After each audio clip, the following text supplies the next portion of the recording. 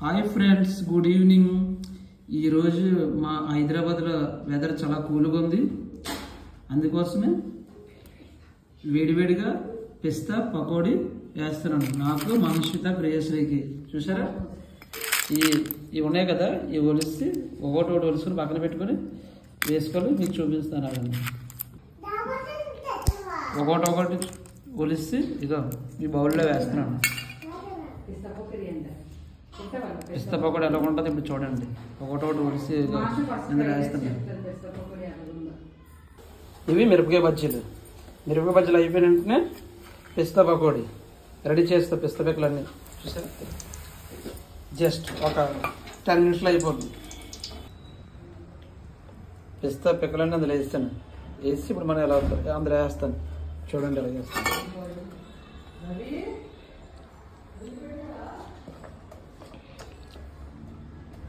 బుజ్జి మాషకు నీకేనా? నాకు మాస్టర్కి. నాకెవరా?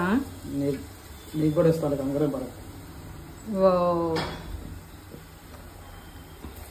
పిస్తా పకోడీ, పిస్తా పకోడీ. అవి పకోడీలా కాదు, పునుగుల్లో అవుతాయి చిన్న చిన్నగా. అలాగా వస్తాయి. మాడుతున్నట్టున్నాయి. ఆడట్లేదు. సిమ్లో పెట్టు.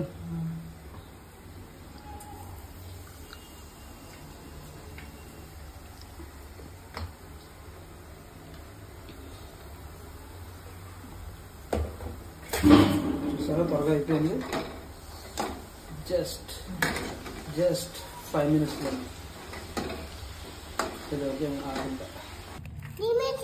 పిస్తా పకోడీ రెడీ అయిపోయింది. ఈ లోపల పిస్తా పిక్కలు. ఫస్ట్ ఎవరు పెడదాం? మాస్టర్ పెడదాం. ఎలాగుందో చూసి చెప్తా టేస్ట్. బజ్జీ ఇలా టేస్ట్ మిరపకాయ కట్ చేసి ఆనియన్స్ పెడుతున్నాం. మాస్ అప్పుడే రెడీ అయిపోయింది తినడానికి.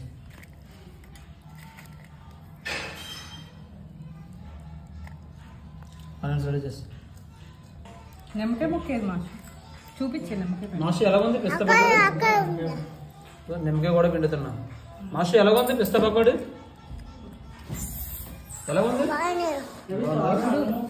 ఫస్ట్ మనం చేసుకున్నాం పిస్తా మెత్తని పకోడీ తింటున్నా. టేస్ట్ మాత్రం సూపర్ ఉంది. అటు మాస్టర్ నువ్వు తింటా? మాస్టర్ డాడీ చేసిన పిస్తా పకోడీ ఎలా ఉంది? మాస్టర్ డాడీ చేసిన పిస్తా పకోడీ ఎలా ఉంది? బాగుందా? ఇటు చూసి చెప్పు. సూపర్ చెప్పు. ఇటు చూడాలి. మిరపకాయ బజ్జీ. మిరపకాయ బజ్జీ కూడా సూపర్గా ఉంది. అయినా మనం చేస్తే చేసుకుంటే ఆ కిక్కి వేరు.